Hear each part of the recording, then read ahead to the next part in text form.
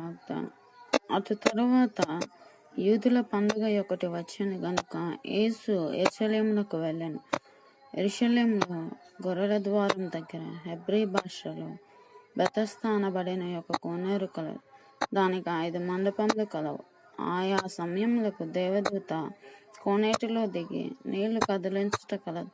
నీళ్లు కదిలింపబడిన పిమ్మట మొదట ఎవడు దిగునో వాడు ఎట్టి వ్యాధి గలవాడైనను బాగుపడును గనుక ఆ మంటపములలో రోగులు, గుడ్డివారు, కుంటివారు, ఊచకాలు చేతులు గలవారు గుంపులుగా పడి ఉండి.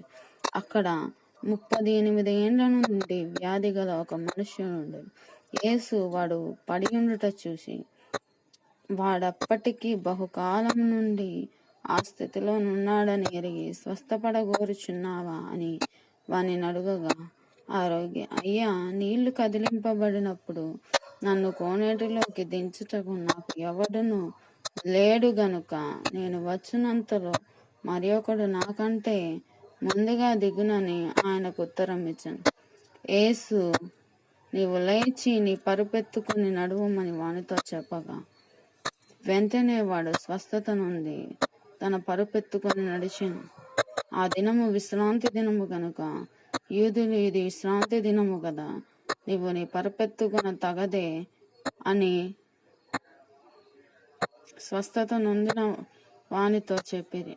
అందుకు వాడు, నన్ను స్వస్థపరిచిన వాడు పరుపెత్తుకుని నడువమని నాతో చెప్పమని చెప్పినాను. వారు, నీ పరుపెత్తుకుని నడువమని నీతో చెప్పిన వాడెవడని వానిని అడిగిరి.